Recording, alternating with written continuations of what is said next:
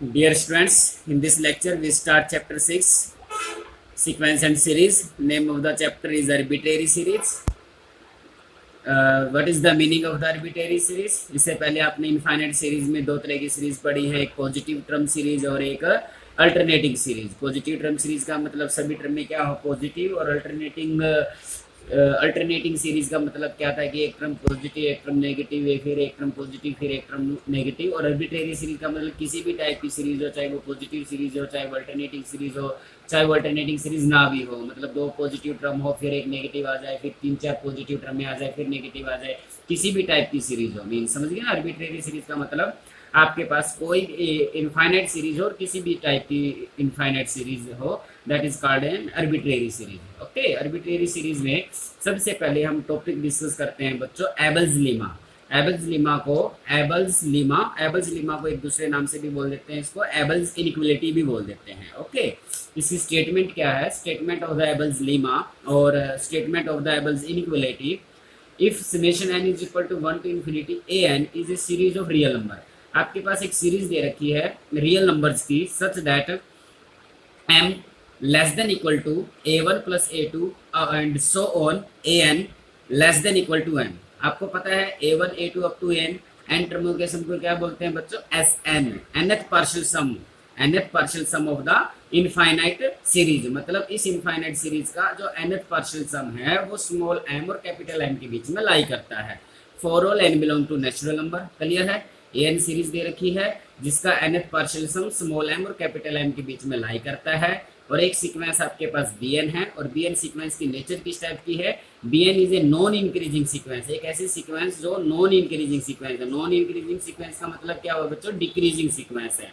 bn is a non increasing sequence of non negative real number. साथ में किनकी sequence है? नॉन नेगेटिव रियल नंबर की है, मतलब पॉजिटिव नंबर्स की सीक्वेंस है।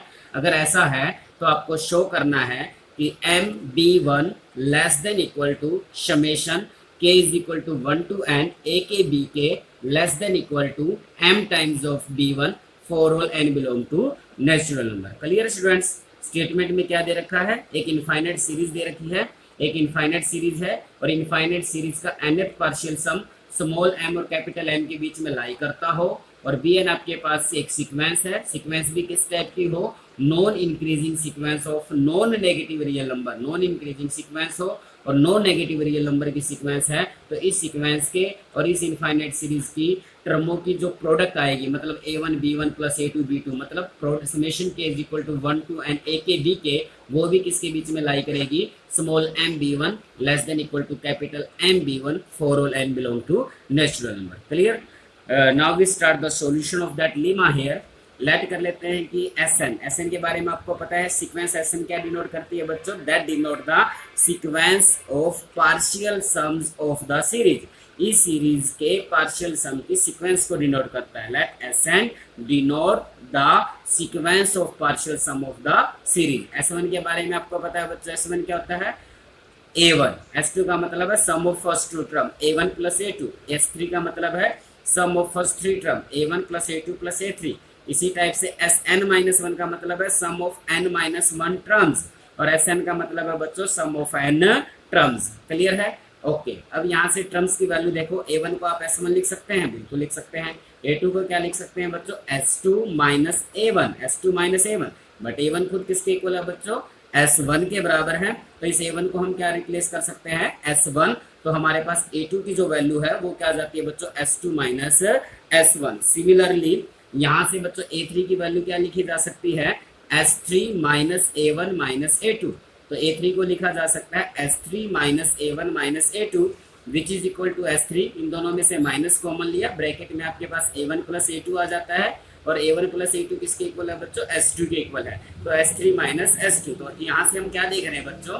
a1 s1 के बराबर है, a2 s2 माइनस s1 के बराबर है, a3 s3 माइनस s2 के बराबर है। Continue like this. तो an किसके बराबर होगा? sn माइनस 1 के इक्वल होगा। क्लियर है?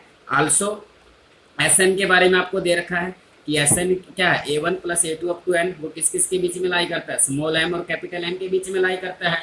तो sn greater than equal to m less than equal to capital M for all n belong to natural number. ये हमें गिवन है, और इसको हम बच्चों इक्वेशन नंबर 1 मान लेते हैं। ओके, जो हमें प्रूव करना है उसका पार्ट लेके चलते हैं। Summation k is equal to 1 to n a k b k लेके चलते हैं। Summation k is equal to 1 to n a k b के, इसका समेशन ओपन करेंगे तो क्या मिलेगा आपको बच्चों, a1 b1 plus a2 b2 continue like this, an minus one b N minus one plus an bn which is equal to a1 को क्या रिप्लेस कर सकते हैं बच्चों, अभी ऊपर दिखाया था ना आपने, a1 को क्या लिख सकते हैं हम s1, a2 को क्या लिख सकते हैं बच्चों s2 माइनस s1 और a3 को क्या लिख सकते हैं s3 माइनस s2। तो यहाँ a1 को रिप्लेस किया s1 से, a2 को रिप्लेस किया s2 माइनस s1 से, an माइनस वन को रिप्लेस किया sn minus one minus sn minus two से, an को रिप्लेस किया बच्चों sn माइनस में sn माइनस वन से। अब वो टर्म इकट्ठी कर लेते हैं इनमें से जिसमें से s1 कॉमन आया, s1 कॉमन आया, ब्रैकेट में क्या बचा b1 minus b2, s2 common लिया तो हमारे पास ब्रैकेट में बचा b2 माइनस b3। इन टर्मों में से sn माइनस वन कॉमन लिया तो टर्म बची bn माइनस वन और माइनस में bn, और लास्ट टर्म में क्या बचाता है बच्चों sn bn, और इसका नाम क्या रख लेते हैं इक्वेशन नंबर 2। ये हमारे पास बच्चों किसका काम करता है, इक्वेशन नंबर 2 का। ओके आगे चलते हैं। Using equation number 1, equation number 1 का इक्वेशन नंबर 2 में यूज करते हैं। आपने क्या देखा बच्चों, जो s1 है Sn less than equal to capital M है, मतलब n की जगह 1 रखोगे तो S1 भी कैपिटल M से छोटा, S2 भी कैपिटल M से छोटा, S3 भी कैपिटल M से छोटा, इन सब को रिप्लेस कर लेते हैं। बट तो ये S1 किससे छोटा रहेगा, less than equal to M, that is less than equal to M, that is also less than equal to M, that is also less than equal to M। तो equation number 1 का equation number 2 में use करते हैं तो हमें क्या मिला बच्चों, that is less than equal to capital M, less than equal to capital M, less than equal to capital M और less than equal to M। तो अब पूरी टर्म में से कैपिटल M हमने कॉमन ले लिया, कॉमन लेने के बाद क्या बचा b1 minus b2 plus b2 minus b3 up to bn minus one minus bn plus में bn, क्या देखा हमने b minus b2 b3 minus b3 plus b3 bn minus one से इधर माइनस bn मिलेगा, bn से bn, तो क्या बचता है ओनली b1 बच जाता है बच्चों। तो हमने क्या दिखा दिया कैपिटल M b1, तो इसका मतलब क्या हुआ, summation k is equal to 1 to n a k b k less than equal to capital M times of b1, और इसको हम दे देते हैं बच्चों equation number 3। Similarly equation number 2 में दोबारा यूज करते हैं। S1 किससे बड़ा है बच्चों, स्मॉल m से, S2 किससे बड़ा है, स्मॉल m से, S3 किससे बड़ा है, स्मॉल m से। अब ये यूज कर लेते हैं, तो जब ये यूज करेंगे तो आपके पास क्या बन जाएगा, greater than equal to small m small m small m and small m, और पूरी टर्म में से क्या बच्चों m कॉमन ले लेते हैं। फिर वही बात बची b1 minus b2 plus b2 minus b3 plus bn minus one minus bn plus bn, continue like this. क्या देखा हमने, ये आपस में सारी टर्में कैंसिल हो जाएंगी, m इंटू में b1 आ जाता है, तो क्या मिला summation k is equal to 1 to n a k b k greater than equal to small m b1, और इसको इक्वेशन नंबर 4 ले लेते हैं। इक्वेशन नंबर 3 और इक्वेशन नंबर 4 को कंबाइन करके लिखेंगे तो हमारे पास आ जाता है summation k is equal to 1 to n a k b k greater than equal to m times of b1 less than equal to capital M times of b1। Okay students, यही हमें show करना था एबल्स Lima में, एबल्स lemma और एबल्स inequality में हमें यही show करना था बच्चों। Summation k is equal to 1 to n a k b k greater than equal to m b1 less than equal to small less than equal to capital M b1। Okay students, okay now we discuss next result से Abel test. Abel test से पहले हमने Abel lemma और Abel inequality इसलिए की थी क्योंकि उसका हम डायरेक्ट यूज करेंगे बच्चों एबल टेस्ट के प्रूव करने में। इंपॉर्टेंट टेस्ट है, स्टेट एंड प्रूव भी पूछा जा सकता है और कॉम्पिटिटिव एग्जाम के लिए भी ये इंपॉर्टेंट टॉपिक है। इसमें क्या दे रखा होता है कि एक सीरीज है आपके पास, summation n is equal to 1 to infinity an is a convergent. एक सीरीज है इनफाइनाइट सीरीज, उसकी नेचर दे रखी है कि बच्चों वो कन्वर्जेंट है, एंड एक सीक्वेंस दे रखी है bn, एक सीक्वेंस है bn which is monotonic. Monotonic है तो या तो वो मोनोटोनिकली इंक्रीजिंग होगी या वो मोनोटोनिकली डिक्रीजिंग होगी। साथ में उस सीक्वेंस की नेचर मोनोटोनिक तो दे रखी है, साथ में वो बाउंडेड भी दे रखी है। तो आपको ये प्रूव करना है, तो हमें ये दिखाना है कि summation n is equal to 1 to infinity an bn is convergent. an bn क्या हो जाएगी बच्चों, कन्वर्जेंट। क्लियर है, एक तो सीरीज दे रखी है, दैट सीरीज की नेचर क्या दे रखी है, सीरीज आपके पास कन्वर्जेंट है। एक सीक्वेंस दे रखी हो bn जिसकी नेचर क्या है, मोनोटोनिक, और साथ में क्या है, बाउंडेड है। अगर आपके पास एक सीरीज दे रखी हो जो कन्वर्जेंट हो और एक सीक्वेंस दे रखी है जो मोनोटोनिक और बाउंडेड है, तो उनकी प्रोडक्ट करके जो सीरीज बनेगी वो भी बच्चों क्या रहेगी, कन्वर्जेंट रहेगी। ये आपका एबल्स टेस्ट है, इसको हम प्रूव करते हैं। एज द सीक्वेंस bn, तो सबसे पहले जो गिवन उसका यूज करते हैं कि सीक्वेंस बी एन हमें दे रखी है कि मोनोटोनिक और बाउंडेड। आपने मोनोटोन कन्वर्जेंस थ्योरम पढ़ी है, अगर कोई भी sequence monotonically increasing plus bounded above है तो वो सीरीज क्या हो जाती है बच्चों, कन्वर्जेंट होती है। अगर वो मोनोटोनिकली डिक्रीजिंग और साथ में क्या बाउंडेड बिलो तो भी वो सीक्वेंस क्या होती है बच्चों, कन्वर्जेंट होती है। कोई भी सीक्वेंस अगर मोनोटोनिकली इंक्रीजिंग है, बाउंडेड अबोव है तो वो कन्वर्जेंट है और convergence to its least upper bound. आपने पढ़ा है ना मोनोटोन कन्वर्जेंस थ्योरम में। इसी टाइप से अगर सीक्वेंस बी एन मोनोटोनिक है और बाउंडेड भी है, आपने पढ़ा है भी कोई भी सीक्वेंस अगर मोनोटोनिक है और बाउंडेड है तो वो सीक्वेंस हमेशा क्या होती है बच्चों, कन्वर्जेंट होती है। तो therefore sequence b N is convergent. Convergent है तो किसी न किसी नंबर पे कन्वर्ज करती है, और मान लेते हैं कि वो किस पे कन्वर्ज करती है बच्चों, बी पे कन्वर्ज करती है। और आपको पता है कि अगर मोनोटोनिक सीक्वेंस कन्वर्जेंट करती है और जिस नंबर पे कन्वर्ज करती है, या तो वो उसकी लीस्ट अपर बाउंड होगी या वो ग्रेटेस्ट लोअर बाउंड होगी। वो किस पे डिपेंड करेगा, लीस्ट अपर बाउंड पे कन्वर्ज तब करेगी जब वो सीक्वेंस मोनोटोनिकली इंक्रीजिंग होगी, और ग्रेटेस्ट लोअर बाउंड पे कन्वर्जेंट वो तब करेगी जब वो सीक्वेंस मोनोटोनिकली डिक्रीजिंग होगी। क्लियर है? तो बी हमारे पास किसके इक्वल होगा बच्चों, greatest lower bound of sequence b n. Sequence b n की ग्रेटेस्ट लोअर बाउंड के बराबर हो जाएगा कब, जब वो सीक्वेंस बी एन हमारे पास क्या हो जाएगी बच्चों, डिक्रीजिंग सीक्वेंस हो जाएगी। और ये list upper bound of A sequence का लिस्ट अपर बाउंड के बराबर हो जाएगा कब, जब वो सीक्वेंस कुछ बच्चों क्या होगी, इंक्रीजिंग। क्लियर है ना? ये मोनोटोन कन्वर्जेंस थ्योरम का रिजल्ट लगाया है। अगर कोई भी sequence monotonically increasing plus bounded above है तो वो कन्वर्ज करती है उसकी लिस्ट अपर बाउंड को। यही हमने दिखाया है कि सीक्वेंस बी एन अगर मोनोटोनिक और बाउंडेड है तो वो कन्वर्जेंट होगी तो मान लेते हैं वो बी पे कन्वर्ज करती है। बी या तो उसकी ग्रेटेस्ट लोअर बाउंड होगा या वो लिस्ट अपर बाउंड होगा। लिस्ट अपर बाउंड तो तब होगा जब वो सीक्वेंस इंक्रीजिंग होगी, और वो ग्रेटेस्ट लोअर बाउंड होगा तो वो सीक्वेंस क्या होगी, डिक्रीजिंग होगी। क्लियर है? अब हम एक टर्म मान लेते हैं, लेट एक यू एन हमने अपनी तरफ से मान लिया कि u n is equal to b minus B n. B minus B n मान लिया किस केस में, जब सीक्वेंस बी एन इंक्रीजिंग है। अगर सीक्वेंस बी एन इंक्रीजिंग है तो बी माइनस बी एन को हमने यू एन रख दिया। अगर सीक्वेंस आपके पास डिक्रीजिंग है तो बी एन माइनस बी को हमने क्या लिख लिया बच्चों, यू एन मान लिया। ठीक है, अपनी मर्जी से हमने डिफाइन कर दिया कि अगर बी एन इंक्रीजिंग है तो बी माइनस बी एन को यू एन ले लेते हैं, अगर सीक्वेंस डिक्रीजिंग है तो बी एन माइनस बी को हम क्या ले लेते हैं बच्चों, यू एन ले लेते हैं। क्लियर? ओके। अब केस राइज करते हैं कि अगर मान के चल पड़ते हैं कि जो सीक्वेंस आपके पास बी एन है बच्चों, अगर वो इंक्रीजिंग सीक्वेंस है, अगर सीक्वेंस बी एन आपके पास इंक्रीजिंग सीक्वेंस है तो बी आपके पास क्या होगा, सीक्वेंस बी एन अगर इंक्रीजिंग सीक्वेंस है, बी एन सीक्वेंस बी पे क्या करती है, कन्वर्जेंट करती है। अगर कोई भी मोनोटोनिकली सीक्वेंस इंक्रीजिंग सीक्वेंस और जिस नंबर पे वो कन्वर्ज करती है तो वो सीक्वेंस की क्या होगी बच्चों, लिस्ट अपर बाउंड हो जाएगी। List upper bound of the sequence bye the definition of list upper bound. List upper bound की डेफिनेशन से उस सीक्वेंस का हर एक टर्म बी से क्या होगी, छोटी रहेगी। तो B N is less than equal to b for all n belong to natural number. Okay, b n को उधर ले जाते हैं बच्चों, बी एन उधर लेके जाएंगे तो क्या मिलेगा आपको, B minus B N greater than equal to zero. तो this implies B minus B N is greater than equal to zero. But B minus B N किसके इक्वल है, आपने पढ़ा है अगर बी एन अगर आपके पास इंक्रीजिंग सीक्वेंस है तो बी माइनस बी एन आपका यू एन के बराबर है, हमने माना था ना। तो इसका मतलब u n is greater than equal to zero for all n belong to natural number. Clear है ना बात? अब हम ये टर्म लेके चलते हैं बच्चों, यू एन में से u N plus one minus करेंगे। यू एन आपने क्या माना था, यू एन हमने माना था अगर इंक्रीजिंग सीक्वेंस है तो यू एन का काम बी माइनस बी एन करेगा। तो यू एन की जगह रख दिया हमने बी माइनस बी एन, ये माइनस का sign, u N plus one क्या हो जाएगा, b minus B N plus one.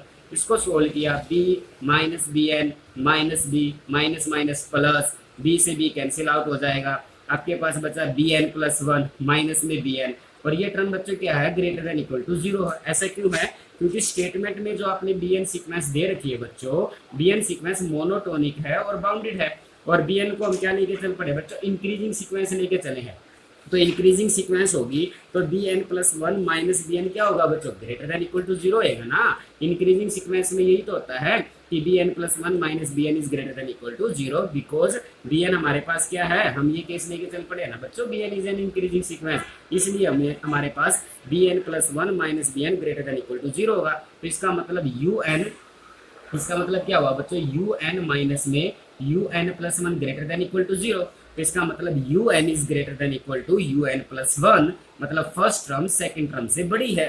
For all n belong to natural number. तो इसका मतलब यू एन आपके पास क्या है, non increasing sequence. First term अगर सेकंड टर्म से बड़ी होगी तो नॉन इंक्रीजिंग सीक्वेंस हुई ना, सेकंड थर्ड से बड़ी है, थर्ड फोर्थ से बड़ी है। तो इसका मतलब u n is a non increasing sequence. Non increasing sequence है और यहाँ पे क्या कर रहे हैं, ग्रेटर देन इक्वल टू 0, मतलब non increasing sequence of non negative number. Clear है ना बच्चों। तो यूएन को हमने क्या दिखा दिया बच्चों, किस सिचुएशन में, जब बी एन अगर आपके पास इंक्रीजिंग सीक्वेंस है तो यूएन हमारे पास एक non increasing sequence of non negative number है। क्लियर है। सिमिलरली हम बी एन को जब डिक्रीजिंग लेके चलते हैं तब केस डिस्कस करते हैं। अगर बी एन आपके पास डिक्रीजिंग सीक्वेंस है और सीक्वेंस बी एन बी को कन्वर्ट करती है, बी एन डिक्रीजिंग सीक्वेंस है और साथ में बच्चों ये क्या है, मोनोटोनिक सीक्वेंस है, साथ में ये क्या है बच्चों, मोनोटोनिक भी है। मोनोटोनिक भी है, डिक्रीजिंग भी है और बी पे ये कन्वर्ज कर रही है, तो इसका मतलब बी आपके पास इस सीक्वेंस की क्या हो जाएगी, ग्रेटेस्ट लोअर बाउंड हो जाएगी। इसका मतलब बी आपके पास इस सीक्वेंस की क्या है, b is the greatest lower bound of the sequence b n. Clear है ना, by the definition of monotone convergence theorem. तो देन बी एन इज, तो by the definition of greatest lower bound, उस sequence का हर एक क्रम उसकी ग्रेटेस्ट लोअर बाउंड से क्या होगा, बड़ा होगा। तो therefore b N is greater than equal to b for all n belong to natural number. दोनों तरफ माइनस बी कर दिया या बी को आप इधर ले आओ, तो B N minus b is greater than equal to 0। अभी तो आपने यहाँ डिस्कस किया था कि अगर बी एन डिक्रीजिंग सीक्वेंस है तो बी एन माइनस बी को हम क्या लेके चलते हैं बच्चों, यू एन लेके चलते हैं। तो इसका मतलब u n is greater than equal to 0। Okay, तो हमने क्या देखा कि जब बी एन आपके पास डिक्रीजिंग सीक्वेंस थी तो u n is greater than equal to 0 आता है। अब हम ये लेके चलते हैं बच्चों, यू एन माइनस में यू एन प्लस 1 लिया, यू एन आपके पास किसके बराबर है, बी एन माइनस बी के इक्वल है, बी एन माइनस बी के माइनस, और यू एन प्लस 1 किसके इक्वल होगा, B N plus 1 minus B के इक्वल होगा। तो B N minus B N plus 1 minus minus plus B, तो B N minus B N plus 1 greater than equal to 0। अब क्यों आया ग्रेटर देन इक्वल टू 0 बच्चों, इस सिचुएशन में हम क्या लेके चले हैं, बी एन को एक डिक्रीजिंग सीक्वेंस लेके चल पड़े हैं। B N is a decreasing sequence, अगर डिक्रीजिंग सीक्वेंस है तो B N minus B N plus 1 मतलब b one minus b two is greater than equal to 0 रहेगा। ओके, तो इसका मतलब आपने क्या देखा कि यू एन माइनस में, इसका मतलब ये हुआ कि u N minus u N plus 1 greater than equal to 0। तो this implies u n is greater than equal to u N plus 1 for all n belong to natural number. तो इसका मतलब सीक्वेंस यू एन आपके पास किस type की होगी बच्चों, अब sequence u n is non increasing sequence. यहाँ से क्या पता चलता है कि u1 u2 से बड़ा है, u2 u3 से बड़ा है। Non increasing sequence of non negative numbers. Non negative number कहाँ से पता चला, यहाँ से पता चला। ओके, तो आपने क्या देखा बच्चों, दोनों केसेस में जब bn आपके पास इंक्रीजिंग सीक्वेंस थी, इस सिचुएशन में भी हमने यूएन को क्या दिखाया, UN is non negative non increasing sequence of non negative numbers. जब आपने बीएन को डिक्रीजिंग लेके चले, बीएन अगर डिक्रीजिंग सीक्वेंस है, इस सिचुएशन में भी हमने यूएन को क्या मान के दिखा दिया कि यूएन आपके पास non increasing sequence of non negative number है। क्लियर, तो that is u n is a non increasing का मतलब क्या हुआ, डिक्रीजिंग सीक्वेंस, और नॉन नेगेटिव नंबर का मतलब है पॉजिटिव टर्म। इसका मतलब u n is a decreasing sequence of positive term. इसको आप ऐसे भी लिख सकते हैं। क्लियर स्टूडेंट्स, अब आगे देखते हैं फ्रॉम 1। तो इक्वेशन नंबर 1 जो आपने ये मानी थी बच्चों, इक्वेशन नंबर 1 जिसमें हमने ये लिखा था कि u n is equal to b minus B n, अगर सीक्वेंस बी एन इंक्रीजिंग है तो ये लिखते हैं और डिक्रीजिंग है तो ये लिखते हैं। यहाँ से बी एन की वैल्यू निकाल लो बच्चों। आपके पास क्या है कि u n is equal to b minus B n है जब सीक्वेंस इंक्रीजिंग है, तो बी एन को इधर ले आते हैं बच्चों। बी एन किसके इक्वल हो जाएगा, बी माइनस यू एन के, कब, जब सीक्वेंस आपके पास इंक्रीजिंग है। तो हमने यही तो लिखा है कि बी एन हमारे पास किसके इक्वल है बच्चों, बी माइनस यू एन के। बी एन हमारा किसके इक्वल है, बी माइनस यू एन के, यही लिखा है ना। B N is equal to b minus u n जब सीक्वेंस क्या है, इंक्रीजिंग। तो B N is equal to b minus u n if b N is increasing sequence. Similarly जब आपके पास बी एन डिक्रीजिंग सीक्वेंस होगी, b N is a decreasing sequence, यहाँ से बी एन किसके इक्वल होगा, यू एन प्लस बी के equal हो जाएगा। बी को उधर ले जाएंगे तो बी प्लस यू एन हो जाएगा if b N is a decreasing sequence. Clear है। ओके, अब इसको ए एन से मल्टीप्लाई कर देते हैं बच्चों। ए एन बी एन क्या बन जाएगा, ए एन बी मतलब b a n minus a n u n. ये सिचुएशन कब है, जब sequence b n increasing sequence है, और b a n plus a n u n, ये सिचुएशन कब है बच्चों, जब सीक्वेंस बी एन आपको क्या है, डिक्रीजिंग सीक्वेंस है। ओके, सिंस सीरीज के बारे में स्टेटमेंट में दे रखा है कि series summation n is equal to 1 to n n convergent दे रखा है। गिवन सीरीज अगर ये कन्वर्जेंट है, कोई भी सीरीज अगर कन्वर्जेंट है, उसको किसी स्केलर से या किसी रियल नंबर से मल्टीप्लाई कर दें तब भी सीरीज कन्वर्जेंट रहती है नहीं रहती बच्चों? रहती है ना, आपने पढ़ा था। तो therefore summation n is equal to 1 to infinity b a n is also convergent. Clear है? इसका मतलब ये वाली जो पार्ट है बी ए एन क्या है बच्चों? कन्वर्जेंट है। ये वाला पार्ट भी क्या है? कन्वर्जेंट। इसको कन्वर्जेंट हमें दिखाना है, इसको कन्वर्जेंट दिखाना है, तो ये वाला भी कन्वर्जेंट होगा, ये भी कन्वर्जेंट होगा, तभी ये कन्वर्जेंट बनेगी। बट ये तो कन्वर्जेंट हो गए, तो अब हमें सिर्फ कन्वर्जेंट किसको दिखाना रह गया बच्चों? ए एन यू एन को कन्वर्जेंट दिखाना रह गया। क्लियर है ना? ए एन यू एन को अगर हम कन्वर्जेंट दिखा दें तो ए एन बी एन भी क्या हो जाएगा? कन्वर्जेंट हो जाएगा। क्लियर है ना कंसेप्ट? तो हैंस टू शो दैट, इसलिए शो ये दिखाने के लिए कि summation n is equal to 1 to infinity a n b N is convergent, it is sufficient, ये काफी है टू शो दैट, क्या दिखा दो कि summation n is equal to 1 to infinity a n u n is convergent. हमें इसको convergent दिखाना था, ये बता चुके हैं कि ये कन्वर्जेंट है, तो ये और कन्वर्जेंट दिखा दे तो ये कन्वर्जेंट हो जाएगी। ये कन्वर्जेंट बता चुके हैं, इसको भी कन्वर्जेंट प्रूव कर दे तो ये सीरीज हमारे पास क्या हो जाएगी बच्चों? कन्वर्जेंट हो जाएगी। क्लियर है ना कंसेप्ट? ओके, दोबारा से किसी ए एन आपके पास क्या दे रखी है? कन्वर्जेंट दे रखी है। तो Cauchy general principle of convergence याद है ना बच्चों? तो by Cauchy general principle of convergence for given epsilon is greater than 0 there exist a positive integer m such that, अगर ये सीरीज कन्वर्जेंट है तो by Cauchy general principle of convergent for given epsilon is greater than 0 there exist a positive integer m such that mod of am plus 1 plus am plus 2 up to an less than epsilon हो जाएगा। कब? जब n आपके पास क्या बच्चों? Whenever n is greater than m। Clear है? As the sequence un sequence क्या आपके पास? नॉन इंक्रीजिंग सीक्वेंस है, नॉन इंक्रीजिंग सीक्वेंस है, non increasing sequence of non negative numbers है। प्रूव कर चुके हैं ना हमने, अभी पिछले वाले पार्ट में हमने दिखाया था ना, डिस्कस किया था कि un is a non increasing sequence of non negative numbers. Clear है? तो as a sequence un is a non increasing sequence. तो therefore by Abel's lemma, Abel lemma में आपने पढ़ा था ना बच्चों? एबल लीमा में आपके पास क्या चाहिए? आपको एक सीरीज है summation n is equal to 1 to infinity जिसका nth partial sum minus m और m के बीच में लाई करता हो, और एक bn सीक्वेंस है, अगर वो non increasing sequence of non negative number है तो उस सीक्वेंस की और इन टर्मों की जो प्रोडक्ट है a के b के, वो किससे छोटी हो जाती है बच्चों? m times of b1। Clear है ना? तो एज द सीक्वेंस un भी आपके पास क्या है? नॉन इंक्रीजिंग सीक्वेंस है। Sequence un is non increasing and non increasing sequence है, एंड नॉन नेगेटिव नंबर्स की भी है, नॉन नेगेटिव नंबर्स भी है। ठीक है? तो सीक्वेंस un होगी, और ये जो सीरीज है ये इसको मान लिया जाए कि nth पार्शियल सम है, वो जो किससे छोटा है? एप्सिलॉन से छोटा है, मतलब एप्सिलॉन और माइनस एप्सिलॉन के बीच में लाई करता है, मतलब कैपिटल M का काम एप्सिलॉन कर रहा है और स्मॉल m का काम माइनस एप्सिलॉन कर रहा है। तो क्या होता है बच्चों? an bn होता है। तो therefore by Abel's lemma am plus 1 लोगे तो सीक्वेंस की टर्म um प्लस 1 लेंगे, plus am plus 2 um plus 2 am plus 3 um plus 3 an un less than equal to क्या था बच्चों? Capital M times of b1, capital time s, और b1 का काम कौन कर रहा है आपके पास? um plus 1। तो एप्सिलॉन, और सीक्वेंस un क्या है बच्चों? नॉन इंक्रीजिंग सीक्वेंस है। नॉन इंक्रीजिंग सीक्वेंस है तो u1 is the largest term, मतलब फर्स्ट टर्म आपके पास सबसे बड़ी टर्म होगी, second term first term second term से बड़ी, सेकंड टर्म थर्ड टर्म से बड़ी, मतलब ये सारी की सारी टर्में आपके पास क्या रहेंगी बच्चों? u1 से छोटी रहेंगी। तो इसको क्या लिख सकते हैं? That is less than equal to epsilon u1, और इसका नाम क्या रख लेते हैं बच्चों? एप्सिलॉन 1। क्लियर है? अब आपने क्या देखा? इस मॉडुलस के अंदर टर्में किसकी आ रही हैं बच्चों?